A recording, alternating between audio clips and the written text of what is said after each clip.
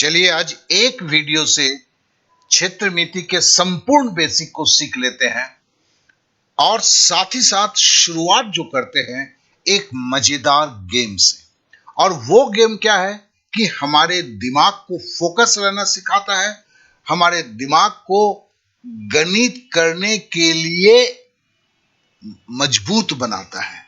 तो चलिए पहला सवाल है, वो दिमागी कसरत है। अब जानते हैं कि अभी मैं हर वीडियो में 1-2 मिनट का ये देता हूं कि थोड़ा सा आप चार्ज अप हो जाएं, थोड़ा सा तैयार हो जाएं क्लास के लिए। तो चलिए अभी आपके पास ये सवाल है, देखिए 4 9 है, ठीक है ना। इस 4 9 को ऐसे जोड़ना है, घटाना है, गुना करना है, भाग देना है, जो भी करना है जिससे 100 मिल जाए। अब देखो 99, अगर आप समझ लो कि 99 ले लेते हो तो फिर तो 2 9 है, क्या करेंगे? तो आपको सोचना होगा, और सोचने का देखिए समय जो है वो समय अभी कम हो रहा है। अगर आप चाहते हैं तो इससे आप पॉज भी कर सकते हैं, रोक के भी कर सकते हैं। सोचिए, अब आपके पास जवाब आ चुका है। देखिए 4 9 था, 2 9 को ले लिया तो 99 हो गया, और इन 2 9 को 9/9 लिख दिया तो 9 से 9 कट जाएगा तो 1 होगा। 99 + 1 = 100। देखिए इसको ब्रेन टीजर बोलते हैं। ये बराबर हेल्प करता है आपको सोचने में, तेजी से सोचने में। तो जब भी इस तरह के वीडियो आए आपके पास, एक ब्रेन टीजर है वो उसमें, तो उससे जरूर आनंद लीजिए और कोशिश कीजिए, इससे दिमागी ताकत बढ़ता है। तो चलिए आज का जो हमने कहा हुआ था कि क्षेत्रमिति के बेसिक्स, अब देखिए ये 50 मिनट के करीब वीडियो होंगे, इसमें सारा चीज आप सीखेंगे और सारे चीज को एकदम हल्के में, एकदम व्यवस्थित सिखाया जाएगा। तो चलिए क्लास शुरू करते हैं। 4 भुजा से, जैसे एक भुजा, दूसरी भुजा, तीसरी भुजा, चौथी भुजा, 4 भुजा से घिरे हुए क्षेत्र को चतुर्भुज बोलते हैं। तो देखिए ये सब 4 भुजा से घिरे हुए क्षेत्र हैं, लेकिन इनके अलग अलग नाम है। जैसे ये आयत है, आयत का मतलब क्या होता है? देखिए आयत में 2 चीजें होंगे। पहला कंडीशन क्या है? ये भुजा जो है, ये भुजा आपके इसके सामने वाले भुजा के बराबर होता है, जिसे हम चौड़ाई बोलते हैं। और ये भुजा जो है ये इस भुजा के बराबर होता है, इसे हम आधार बोलते हैं। तो आमने सामने की भुजा जब बराबर होता है और कोण जब 90 डिग्री होता है, 90 डिग्री का मतलब होता है जैसे आप जमीन पे सीधा खड़े हैं तो आपके पैर से जो जमीन की जो कोण बनती है वो एकदम सीधा होता है, इसे 90 डिग्री या समकोण बोलते हैं। तो आयत का हर कोण जो है वो 90 डिग्री का होता है। तो आयत में क्या होता है, इसकी लंबाई, आमने सामने की लंबाई बराबर होता है, आमने सामने की चौड़ाई बराबर होता है। अब देखिए समानांतर चतुर्भुज, मजे की बात देखिए, इसमें भी आमने सामने की भुजा बराबर होती है, इसमें भी आमने सामने की भुजा बराबर होती है, लेकिन इसमें एक चीज नहीं होता है। वो क्या है कि कोण जो है, ये कोण जो है 90 डिग्री का नहीं होता है, या 90 डिग्री से कम होगा या 90 डिग्री से ज्यादा होगा। तो समानांतर चतुर्भुज और आयत में अंतर क्या है? दोनों की आमने सामने की भुजा बराबर होती है। आयत में कोण 90 डिग्री का होता है, समानांतर चतुर्भुज में कोण 90 डिग्री का नहीं होता है। अब जरा आयत का क्षेत्रफल देखिए, आयत का क्षेत्रफल बराबर होता है लंबाई गुने चौड़ाई। मतलब ये जो लंबाई है और इसको चौड़ाई से गुना कर देते हैं तो इसका क्षेत्रफल निकल जाता है। जैसे ये समझ लीजिए कि 5 मीटर लंबा है, ये 3 मीटर चौड़ा है, तो मतलब ये भी 3 मीटर होगा, इधर वाला भी 3 मीटर होगा, ये 5 मीटर है, ये भी 5 मीटर है। इसका क्षेत्रफल क्या होगा? सीधा 5 से 3 गुना कर दिया तो 15 हुआ, मतलब लंबाई गुने चौड़ाई। अब समझ लीजिए ये भी जो समानांतर चतुर्भुज आयत के बराबर है, मतलब ये भी इसका 5 है और ये इसका 3 है, लेकिन इसका क्षेत्रफल देखिए आधार, मतलब ये जो है बड़ी भुजा जो है, ये भुजा गुना ऊंचाई होता है। तो देखिए यहां पे हमने क्या किया, यहां पे चूंकि 90 डिग्री नहीं है हमने एक यहाँ पे लाइन खींच दिया, एकदम सीधा सीधा खींचा कि जिसकी वैल्यू आपकी 90 डिग्री की हो, ठीक है ना। तो इसको क्या बोल देते हैं, ऊंचाई। देखो यहाँ ऊंचाई था क्योंकि ये भुजा इस भुजा के ऊपर 90 डिग्री था। यहाँ हमने क्या किया, 90 डिग्री का एक लाइन खींचा, तो इसकी जो लंबाई होती है, ये लंबाई और ये जो गुना करते हैं तो आधार गुणे ऊंचाई। तो हमें आयत और समानांतर चतुर्भुज दोनों एक ही चीज होता है, लेकिन समानांतर चतुर्भुज के कोण 90 डिग्री के नहीं होते हैं। तो इसके लिए उसके किसी एक शीर्ष बिंदु से सीधी एक रेखा खींची जाती है जो 90 डिग्री का कोण बनाए, और उसे ही ऊंचाई बोलते हैं। तो समानांतर चतुर्भुज का क्षेत्रफल आधार गुणे ऊंचाई। तो मतलब जो आयत है वही समानांतर चतुर्भुज है, केवल कोण का डिफरेंस है, इसलिए क्षेत्रफल में भी डिफरेंस है। अब आते हैं वर्ग। आयत और वर्ग में अंतर क्या होता है? देखिए, इसकी सारी भुजाएं जो है, आमने सामने नहीं, सारी भुजाएं बराबर होती है। मतलब ऊपर वाला अगर 4 सेंटीमीटर तो ये भी 4 सेंटीमीटर, ये भी 4 सेंटीमीटर और ये भी 4 सेंटीमीटर, और इसका कोण जो है 90 डिग्री का होता है। तो आयत की अगर सारी भुजा बराबर है, आयत की अगर सारी भुजा बराबर है तो उसे क्या बोलेंगे, वर्ग बोलेंगे। क्योंकि आयत में भी 90 डिग्री का कोण होता है, वर्ग में भी 90 डिग्री का कोण होता है। और तो इसमें क्या है, देखो, भुजा गुने भुजा, ठीक है ना। लंबाई अब चौड़ाई तो नहीं रहा, कि सारे भुजा का माप एक ही है, तो मतलब भुजा स्क्वायर हो गया। और वर्ग, और एक देखो, सम चतुर्भुज। सम चतुर्भुज मतलब जिसकी चारों भुजाएं बराबर है। वर्ग में भी चारों भुजाएं बराबर है, लेकिन यहां भी यही कहानी है, ये कोण जो है 90 डिग्री से छोटा या 90 डिग्री से बड़ा होता है, 90 डिग्री नहीं होता है। तो मतलब आयत और समानांतर चतुर्भुज में जो कोण का हेराफेरी था, वही वर्ग और सम चतुर्भुज, जिसको रोम्बस इंग्लिश में बोलते हैं, उसके में भी होता है। वर्ग का क्षेत्रफल भुजा का स्क्वायर है, और रोम्बस का देखो आधार गुणे ऊंचाई है। तो देखो, समानांतर चतुर्भुज का भी क्षेत्रफल आधार गुणे ऊंचाई होता है, सम चतुर्भुज का भी क्षेत्रफल आधार गुणे ऊंचाई होता है। तो मतलब हमने एक समझा, आयत का ही दूसरा रूप समानांतर चतुर्भुज है, वर्ग का ही दूसरा रूप सम चतुर्भुज है। अब आता है एक समलंब चतुर्भुज, जिसको ट्रेपेजियम बोलते हैं। समलंब चतुर्भुज की ये भुजा जो है, ये भुजा जो है आपकी, और ये भुजा, ये दोनों समानांतर है। समानांतर है मतलब इसकी ये भुजा से ये पार्ट जितना दूर है, यहां से इसकी भी दूरी उतनी ही होगी। इसके लिए ये समलंब चतुर्भुज है, ठीक है ना। जिसकी लंब, ये लंब की लंबाई बराबर होती है दो भुजाओं के बीच में, उसे समलंब चतुर्भुज कहते हैं। लंब मतलब है वही ऊंचाई जो यहां पे 90 डिग्री का कोण बनाता है, ठीक है ना। ये जो है आपका है 90 डिग्री का कोण बनाता है।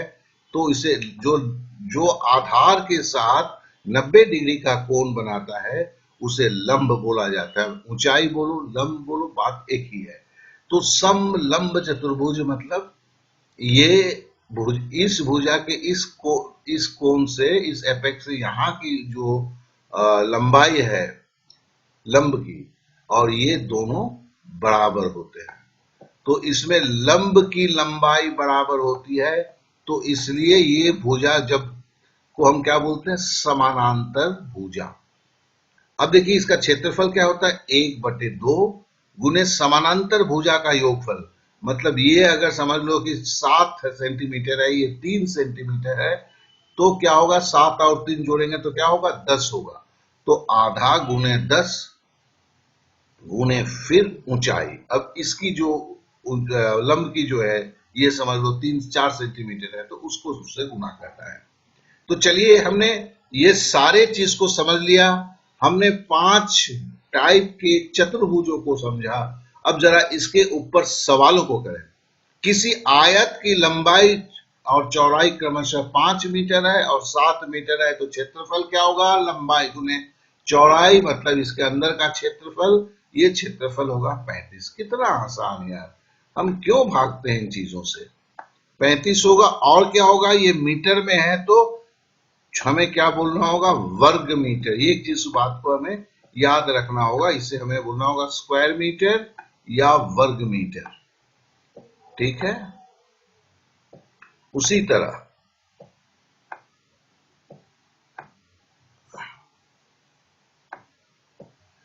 किसी कमरे की लंबाई और चौड़ाई, जरा कमरे के, आप अपने कमरे के ध्यान देंगे तो उसकी लंबाई और चौड़ाई है, क्योंकि वो 90 डिग्री का कमरा इस तरह का होता है, इस तरह का कमरा नहीं होता है, कमरा इस तरह का होता है। अब इस किसी कमरे, तो मतलब है कि कमरा, किसी कमरा मतलब कोई आयत है, ये इसकी 8 फुट और 12 फुट है, तो हमें हमें क्या लिखना होगा? 8 12 96, 96 क्या होगा? स्क्वायर मीटर, मतलब वर्ग मीटर होगा। ठीक है, किसी वर्ग का भुजा का माप 8 सेंटीमीटर है। वर्ग तो यही हुआ ना भैया, तो मतलब भुजा का स्क्वायर, इसका क्षेत्रफल होगा, तो ये 64 होगा, और वो भी 64 क्या होगा? स्क्वायर मीटर या वर्ग मीटर होगा।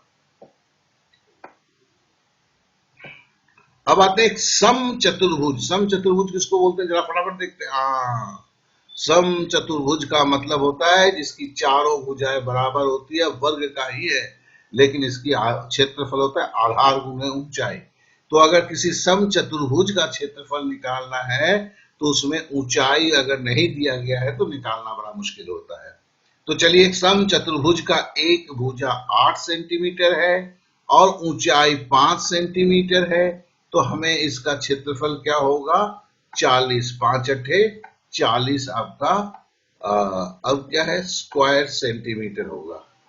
ठीक है ना, स्क्वायर सेंटीमीटर होगा। हाँ, सेमी है ना। अब आते हैं किसी समानांतर चतुर्भुज का आधार का माप 8 सेंटीमीटर है। ये समानांतर चतुर्भुज, तो ये आयत की तरह है इसका, लेकिन एंगल 90 डिग्री से कम है, तो इसमें कम या ज्यादा हो सकता है। इसके सामने की भुजाएं बराबर होती है। आयत के सारे लक्षण होते हैं, एक लक्षण नहीं होते हैं जो 90 डिग्री के इसके कोण नहीं होते हैं। इसका क्षेत्रफल आधार गुणे ऊंचाई होता है, तो 8 सेंटीमीटर आधार है, ऊंचाई 5 सेंटीमीटर है, तो ये भी 40 स्क्वायर सेंटीमीटर होगा। क्लियर? अब आते हैं किसी समलंब चतुर्भुजा। समलंब है इसका मतलब, ये जो समलंब है, इसके लंब बराबर है, तो उसका क्षेत्रफल क्या होता है? आधार गुने समानांतर भुजाओं का योगफल गुना ऊंचाई। तो देखिए, आधार का माप 8 सेंटीमीटर है और समानांतर भुजा 6 सेंटीमीटर है। इन दोनों को जोड़ेंगे तो क्या होगा? 14 सेंटीमीटर होगा। 14 को हम 5 से गुना करेंगे तो 70 सेंटीमीटर होगा। उसका आधा कर देंगे तो क्या होगा? 35 स्क्वायर सेंटीमीटर। ठीक है, तो देखिए, इस तरह के, ऐसा नहीं बोलता कि इस तरह के सवाल आते हैं, इस तरह के सवाल भी आते हैं। तो क्या है कि ये बेसिक है, तो हम तो भाई जिया जीरो से हीरो बनने चले हैं और व्यवस्थित रूप से डीडी स्टाइल में सारा कुछ सीखेंगे। आगे चलेंगे तो समझेंगे डीडी स्टाइल में कितने तेजी के साथ हम चीजों को सीख लेते हैं। तो चलिए, हमने चतुर्भुज के जो रूप हमारे एग्जाम में आते हैं उसके ऊपर हमने जाना। देखिए, इसमें एक नहीं जाना जिसको काइट बोलते हैं या पतंग बोलते हैं। अब हम जरूर सीखेंगे त्रिभुज के बारे में, जानते हैं त्रिभुजों के ज्यादा जरूरी नहीं है परीक्षा। त्रिभुज का मतलब क्या है? तो चलिए, हम भुजा से आगे बढ़ते हैं। क्षेत्र का क्षेत्रफल जो है उसे त्रिभुज कहते हैं, त्रिभुज का क्षेत्रफल कहते हैं। त्रिभुज मतलब 3 भुजा से, 1 नंबर भुजा, 2 नंबर भुजा, 3 नंबर भुजा, 1 नंबर भुजा, 2 नंबर भुजा, 3 नंबर भुजा, तो 3 भुजाओं से घिरे हुए क्षेत्रफल को त्रिभुज कहते हैं। अब देखिए, त्रिभुज में अभी हम ऐसे नहीं कि 4 ही टाइप के होते हैं, लेकिन इन 4 टाइपों पे चूंकि सवाल ज्यादा बनते हैं और चूंकि हम क्षेत्रमिति के क्लास में हैं, तो क्षेत्रफल को निकालने के लिए जो त्रिभुज हमारे पास ज्यादा आते हैं उनको लेके बात कर रहे हैं, क्योंकि हम जीरो से शुरू कर रहे हैं। आगे चल के ना हीरो बनेंगे, अब तो जीरो से ही करें। तो समकोण त्रिभुज, राइट एंगल ट्रायंगल, तो देखिए समकोण जो एक किसी त्रिभुज का अगर एक कोण 90 डिग्री का होगा तो उसे हम क्या बोलेंगे, समकोण त्रिभुज। और इस समकोण त्रिभुज के जो नीचे वाली भुजा है उसे क्या बोलते हैं, आधार। नीचे वाली भुजा को आधार बोलते हैं। और उससे जो भुजा 90 डिग्री की कोण बनाती है, आधार से जो भुजा 90 डिग्री की कोण बनाती है उसे क्या बोलते हैं, लंब बोलते हैं। और यही त्रिभुज की ऊंचाई भी होती है। तो जो लंब है वही ऊंचाई है। फिर से दोहरा देता हूं, जो लंब है वही त्रिभुज की ऊंचाई भी होती है। जो लंब है वही त्रिभुज की ऊंचाई होती है। और तो इस समकोण त्रिभुज का क्षेत्रफल निकलता है आधा गुने आधार गुने ऊंचाई, 1/2 इंटू बेस इंटू हाइट, या इसे लंब भी बोलते हैं। अब खाली इसकी नहीं, हिंदुस्तान ने विश्व के सारे त्रिभुजों का क्षेत्रफल इस आपके क्या कहते हैं फॉर्मूले से निकलता है, आधा गुने आधार गुने ऊंचाई। चाहे वो समद्वि बाहु हो, चाहे वो समबाहु हो, चाहे वो विषम बाहु हो, सब की निकलती है। अब आते हैं समद्विबाहु त्रिभुज, आइसोस्केल्स ट्रायंगल। भैया समद्विबाहु जिसके दो बाहु, दो भुजा बराबर है, मतलब ये भुजा इस भुजा के बराबर है, तो ये जो त्रिभुज है इसे क्या बोलेंगे, समद्विबाहु त्रिभुज। जिस त्रिभुज की दो भुजाएं बराबर होती है उसे क्या बोलते हैं, समद्विबाहु त्रिभुज। क्लियर हो गया। अब देखिए, तो समद्विबाहु त्रिभुज की दो भुजाएं बराबर होती है और इसका क्षेत्रफल होता है आधार गुने ऊंचाई। तो मतलब है कि इस त्रिभुज के शीर्ष बिंदु से यहां से एक 90 डिग्री की रेखा खींची जाती है। आपको खींचना पड़ता है, जिसकी लंबाई को जानना पड़ता है, क्योंकि यही तो इसकी ऊंचाई है, तभी तो फॉर्मूला लगाएंगे। आधार तो आपको पता चल गया, लेकिन अगर इसको नहीं डालेंगे, इस त्रिभुज की ऊंचाई को कैसे निकालेंगे।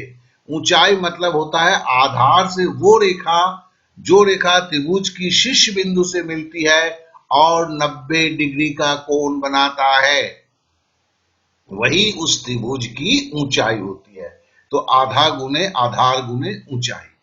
अब देखते हैं समबाहु त्रिभुज, देखते ही समझ में आ जाता है, जिनकी तीनों बाहु बराबर होता है, तीनों भुजा, ये भुजा भी बराबर, इसके और इसके तीनों भुजा, मतलब ये भी 5 सेंटीमीटर होगा तो ये 5 सेंटीमीटर होगा, ये भी 5 सेंटीमीटर होगा। ये अगर 9 सेंटीमीटर होगा तो ये भी 9 सेंटीमीटर होगा, ये भी 9 सेंटीमीटर होगा।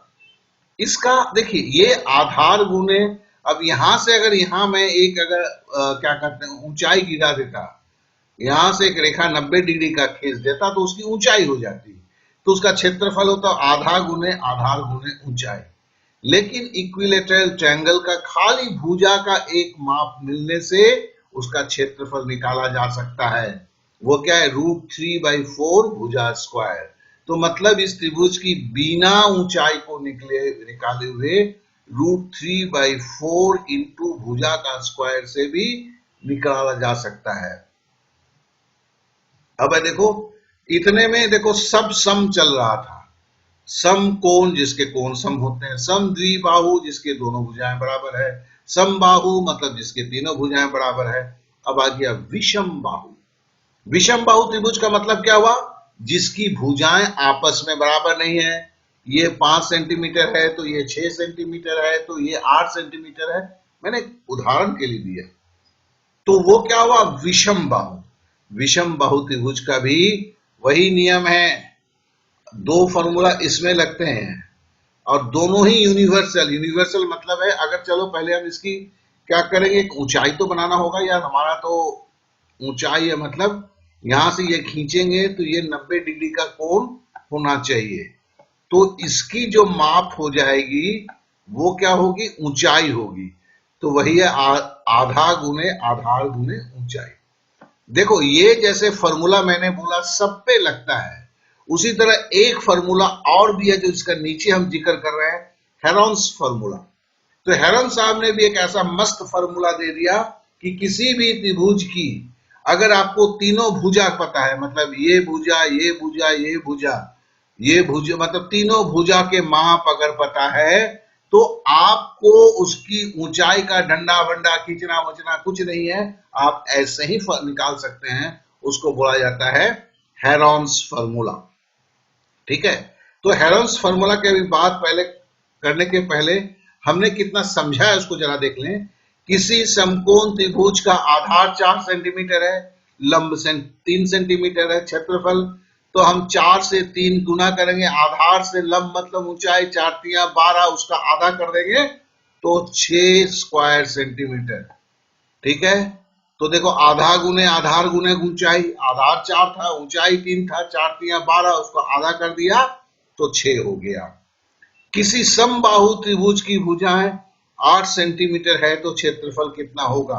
तो क्या होगा, √3/4 इंटू भुजा का स्क्वायर।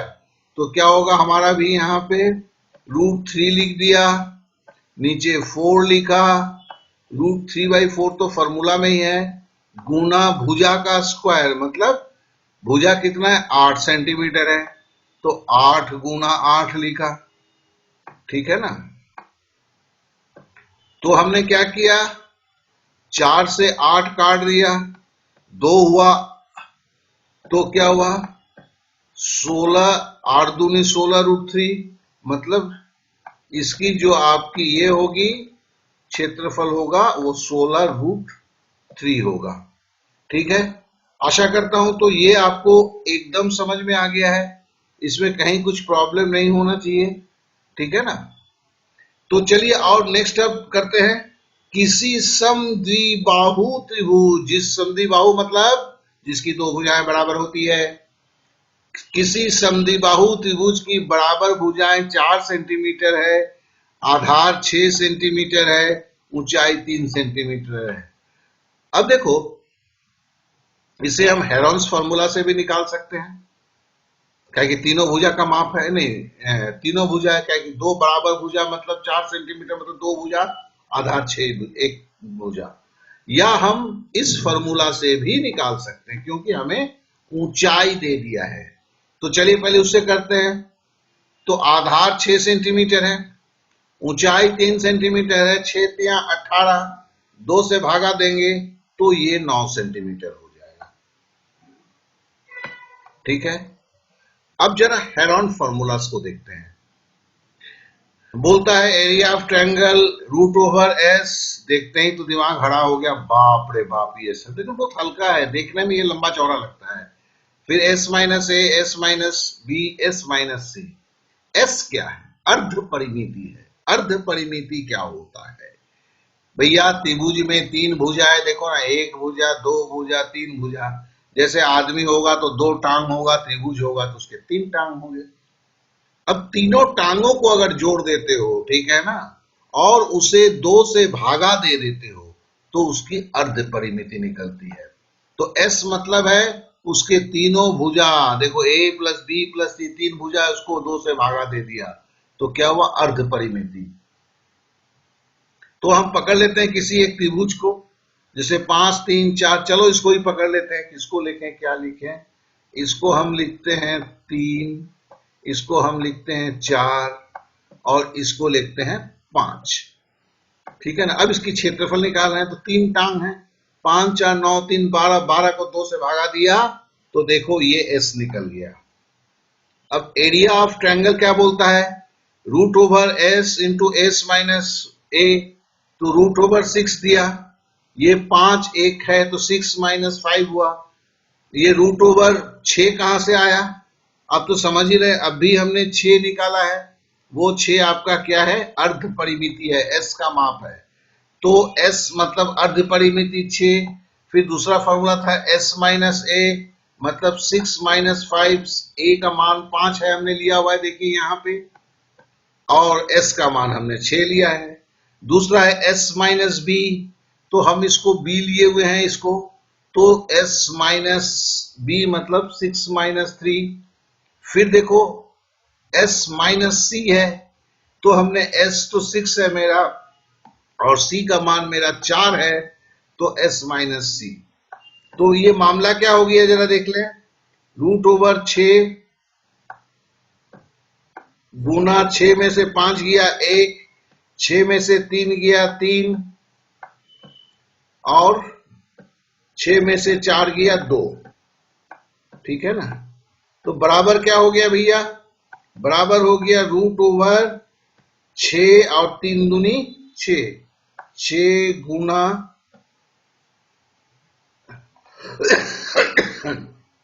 सॉरी 6 गुना 6। अब इसका अगर हम रूट निकालेंगे तो क्या होगा, ये 6 सेंटीमीटर आंसर हो गया। तो आशा करता हूं कि देखिए अगर इसे 1 से 2 बार देख लेंगे ना तो आपके जेहन में संपूर्ण रूप से हो जाएगा। देखो मैं आपको यहां से सिखा रहा था, यहां मैंने ट्रायंगल बनाया था, तो मेरी हाल क्या है, बुरा हो गया हूं यार। जो बगल में दिखता नहीं है, दूर का दिखता है। तो मेरी दृष्टि दोष क्या है, निकट दृष्टि दोष है। तो चलिए, तो ये भी हो गया। हमने ट्रायंगल के बारे में सीख लिया, त्रिभुज के बारे में, उसकी क्षेत्रफल निकालने के बारे में, और हमने चतुर्भुज के क्षेत्रफल निकालने के भी बारे में जान लिया। अब थोड़ा सा आगे और बढ़ लेते हैं। अब आइए जरा जान लेते हैं वृत्त। वृत्त का मतलब होता है गोल। जैसे हमारी अठन्नी गोल है, रुपया गोल है, दुनिया गोल है, ग्लास का पेंदी गोल है, खाने का थाली गोल है, उसका वृत्त बोलते हैं, सर्कल बोलते हैं। उसका क्षेत्रफल क्या होता है, तो उसकी फॉर्मूला क्या है, πr²। आर क्या है, त्रिज्या क्या है, केंद्र से परिधि की तरफ केंद्र है, ये त्रिभुज की वृत्त की केंद्र है। यहां से परिधि तक खींची गई रेखा की लंबाई को त्रिज्या बोलते हैं, रेडियस बोलते हैं। और पाई क्या है, पाई एक नियतांक है, स्थिर संख्या है। स्थिर संख्या पाई का मान क्या होता है, 22/7। तो 22/7 r² या 22/7 त्रिज्या स्क्वायर। तो 22/7 तो सब में लगेगा, चाहे आप बना रहे हैं इसको, या फ्रांस का कोई लड़का बना रहा है, या जर्मनी का कोई लड़का बना रहा है, सबको 22/7 देना है, गुने उस वृत्त की त्रिज्या का माप का स्क्वायर। जो वृत्त है, चाहे वो दुनिया का है, पृथ्वी ले रहे हैं तो बहुत बड़ी त्रिज्या होगी, और अब अगर घर की थाली ले रहे हैं तो उसकी त्रिज्या छोटी होगी। तो चलिए जरा इसके ऊपर एक सवाल देखते हैं।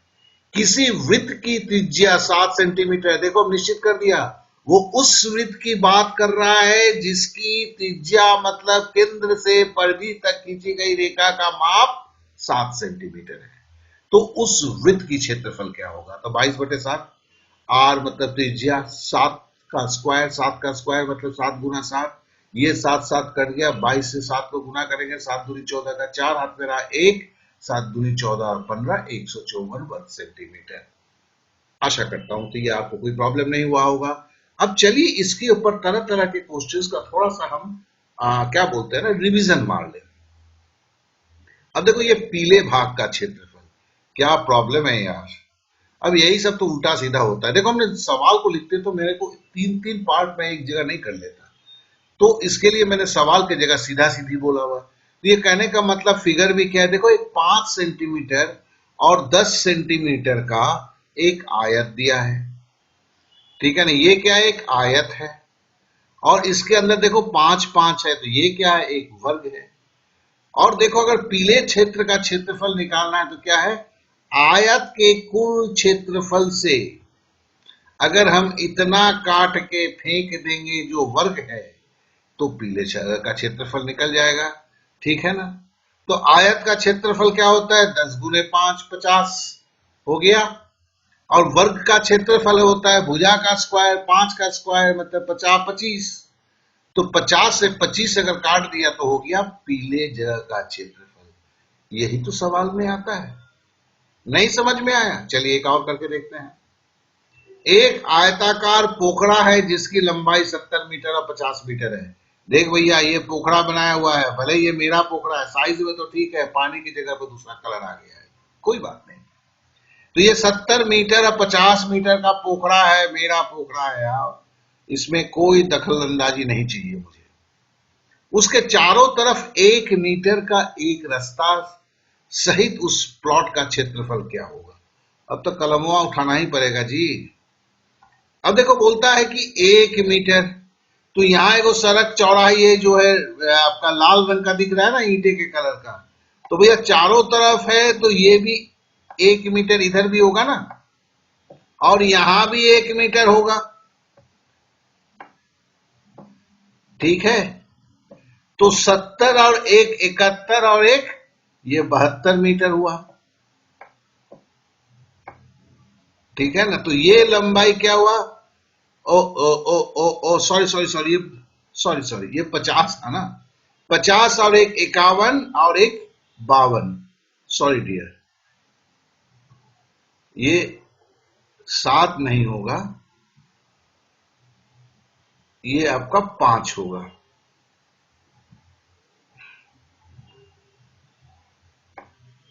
ये 52 मीटर हुआ। अब देखो इधर का भी तो रास्ता 1 मीटर का होगा ना, और देखो ये रास्ता भी तो 1 मीटर का, मतलब चारों तरफ 1 मीटर का रास्ता है। तो ये अभी एक बार समझ ले तो बार बार नहीं प्रॉब्लम होगा। तो ये 70 हुआ इतनी की लंबाई, इधर 1 मीटर 71, इधर 1 मीटर हुआ, तो ये क्या हो गया 72 मीटर। तो हमने क्या किया, ये बड़े आयत से अगर ये छोटा आयत जो है पोखड़ा जिसे बोलते हैं उसे निकाल देंगे तो ये रास्ते का क्षेत्रफल निकल जाएगा ना, ये लाल रंग की चीज का ना। तो चलो हमने क्या, आयत का एक आयताकार पोखड़ा जिसकी लंबाई 70 मीटर चौड़ाई 50 मीटर है, उनके चारों तरफ 1 मीटर का रास्ता है, तो मतलब बाहर के आयत जो है बाहर 72 और 52 है। कैसे मैंने रास्ता सहित बोला है ना, तो कैसे वो अब भी बता दिया। तो क्षेत्रफल क्या होगा, तो क्या होगा देखो, बड़ा आयत के क्षेत्रफल मतलब आयत का क्षेत्रफल लंबाई गुने चौड़ाई 72 गुने 52 माइनस अंदर के आयत का क्षेत्रफल, अंदर के आयत है 70 गुने 50, इसको ये करना है। देखो जब 72 70 हो, 52 50 हो, या 72 की जगह 74 होता है पकड़ लो, यहां अगर तुम्हारा 54 होता, मैं बात की बात करता हूं, तो इसे हम कैसे करते हैं, पहले 70 और 50 को छोटे संख्या को जोड़ दो, 120 हो गया। नहीं तो ये गुना करेगा कौन, लफड़ा करेगा यार। और चूंकि ये आपका ये 2 बार है ना 70 50, इसमें भी है तो यहां भी तो 70 50 है ना भैया, 70 + 2 72 होता है, 50 + 2 52 होता है, तो इसके लिए इसे 2 से गुना कर दिया, ठीक है ना। और प्लस देखो इधर ई भी 2 है, ई भी 2 है, इन दोनों में गुना कर दिया, 4 लिख दिया, तो 120 दूनी और सॉरी 120 दूनी 200, 120 दूनी 240, 240 और 4 आपका हुआ 244 सेंटीमीटर। इसको काट देते हैं, 244 सेंटीमीटर, ठीक है ना, वर्ग मीटर है ये, तो ये स्क्वायर मीटर है। अब देखो यहां पे दिया हुआ है सफेद भाग का क्षेत्रफल, अब जरा इसको भी हम समझें। ये एक बड़ी वृत्त है जिसकी 5 सेंटीमीटर त्रिज्या है, 5 त्रिज्या है पकड़ लो, और ये एक छोटी वृत्त है सफेद वाली, इसकी त्रिज्या 3 है। सफेद भाग का क्षेत्रफल निकालेंगे तो कैसे सॉरी ये भी गलत है, ये बैगनी भाग का क्षेत्रफल, तो बैगनी भाग का क्षेत्रफल निकालेंगे तो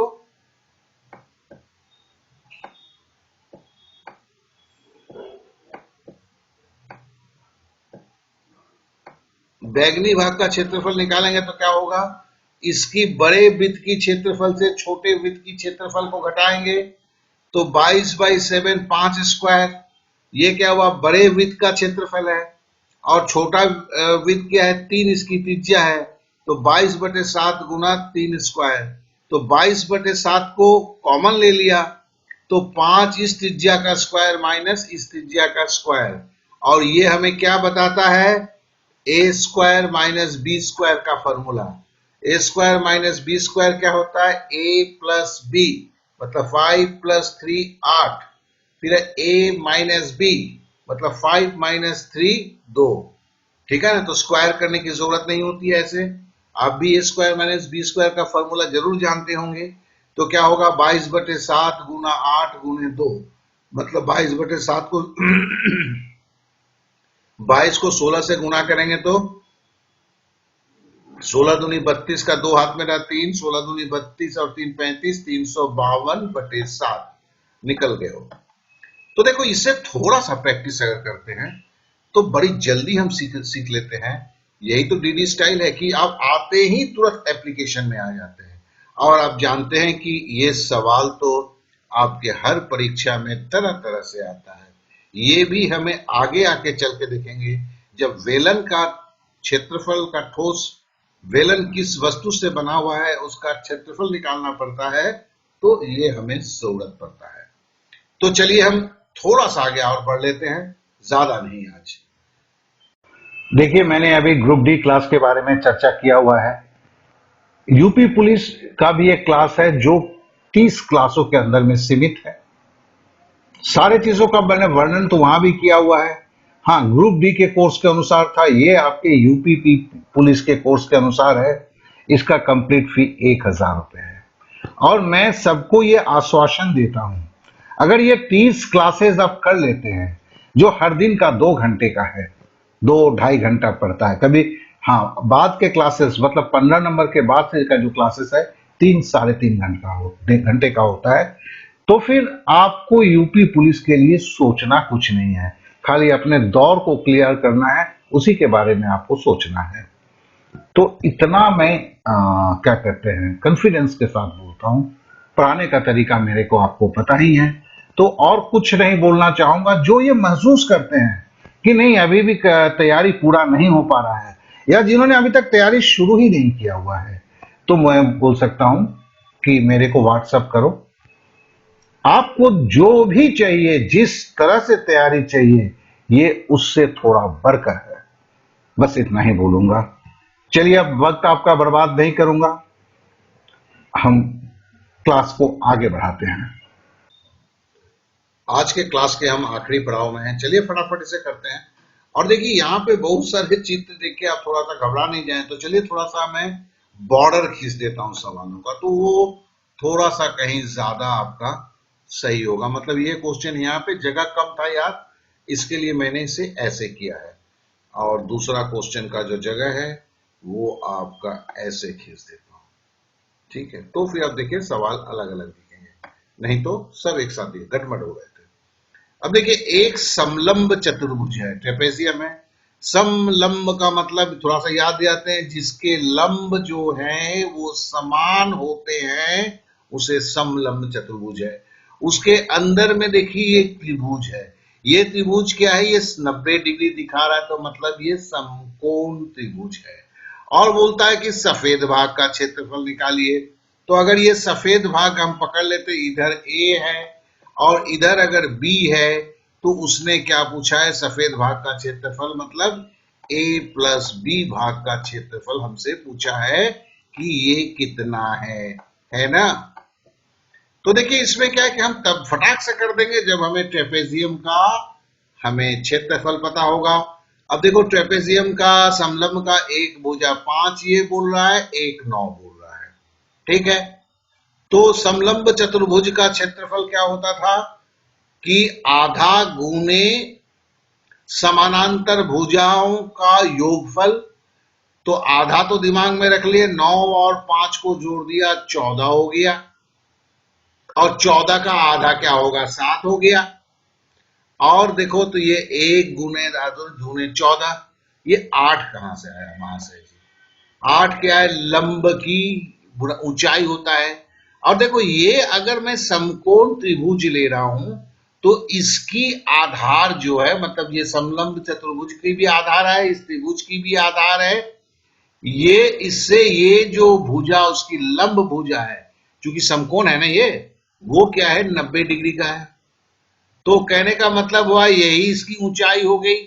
तो हमने 8 से गुणा कर दिया, क्योंकि ये लंब जो है 8 सेंटीमीटर है, तो कहने का मतलब ये समलंब चतुर्भुज और समकोण त्रिभुज दोनों की ऊंचाई, लंब की ऊंचाई है जो 8 सेंटीमीटर है। तो आधा गुने 14 गुने 8 माइनस आधा गुने 4 गुने 8, क्या 8, ये क्या आधा गुने 4 गुने 8 क्यों हुआ? समकोण त्रिभुज का क्षेत्रफल आधा गुना आधार गुने ऊंचाई।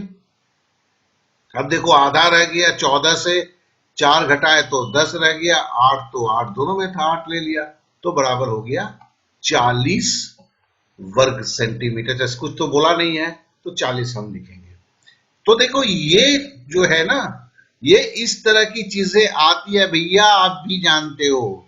खाली उसमें वहां क्या होगा, शब्द में लिखे रहेंगे, जगह कम था इसके लिए मैंने शब्द में लिख के सवाल को नहीं दिया, लेकिन सवाल का मर्यादा उतना ही है। अब देखिए एक है, ये क्या है, 4 लिखा हुआ है और देखते ही समझ में आ रहा है ये वर्ग है। ये वर्ग के अंदर में देखो ये भुजा, इस त्रिभुज की तीनों भुजा बराबर है, तो ये समबाहु त्रिभुज है। तो मतलब एक वर्ग के अंदर एक समबाहु त्रिभुज को डाला गया है और बोला है लाल भाग का क्षेत्रफल। लाल भाग का क्षेत्रफल अगर हम मानते हैं तो फिर हमें ये लेना होगा कि हम पकड़ लेते हैं ये जो जगह है ये ए है लाल भाग में, ये बी है और ये सी है। तो लाल भाग का जो क्षेत्रफल है वो बोलने की ये कोशिश कर रहा है कि लाल भाग का क्षेत्रफल जो हमें a प्लस बी प्लस सी का मान निकालना है, यही बोला है ना। मैं इसको इसलिए ऐसे दिखा रहा हूं, कभी कभी जो सवाल है जैसे पटवारी में आया था उसमें इस तरह के चित्र के साथ था। अब चलिए वर्ग का क्षेत्रफल क्या होता है। वर्ग का क्षेत्रफल भुजा गुने भुजा मतलब 4 गुने 4 बराबर 16। अब आता है समकोण त्रिभुज का, सॉरी समबाहु त्रिभुज का क्षेत्रफल क्या होता है। देखिए हमने पढ़ा हुआ था, यही समबाहु त्रिभुज है, √3/4 गुना भुजा का स्क्वायर। तो √3/4 और इसकी जो भुजा है ये भी 4 सेंटीमीटर की है। क्यों? क्योंकि देखो यहां से यहां ये गई है, तो ये अगर 4 है तो ये भी तो 4 होगा, और समबाहु है तो ये 4 होगा, तो ये भी 4 होगा, ये भी 4 होगा। तो √3/4 गुना 4 गुना 4, तो क्या हुआ, 4 चौके 16। यहां क्या हुआ, 4 से ये 4 कट गया तो 4√3। अब देखो इसमें से 4 मैंने कॉमन ले लिया तो 4 इंटू 4 माइनस √3, ये इसका उत्तर निकला। तो आप भी से देख लें, कितना आसान, कितना सहज, कितना सरल। बेकार के लोग भागते हैं इससे। अब आइए इस चित्र को देखते हैं। जानबूझ के लिखा हुआ है, ये आयत है लेकिन आयत नहीं है, ठीक है ना। क्यों आयत है और आयत नहीं है? ये आमने सामने की भुजा इसकी बराबर है लेकिन कोण 90 डिग्री नहीं है, इसलिए इसका नाम समानांतर चतुर्भुज हुआ। और बोलता है सफेद भाग का क्षेत्रफल निकालो। तो इस समानांतर चतुर्भुज से अगर हम इस त्रिभुज को निकाल देते हैं तो फिर हमारा निकल जाता है। तो सफेद भाग का क्षेत्रफल निकालने के लिए क्या होगा, समलंब चतुर्भुज का क्षेत्रफल। तो समानांतर चतुर्भुज का क्षेत्रफल, तो समानांतर चतुर्भुज की एक भुजा 12 है, दूसरी भुजा 7 है।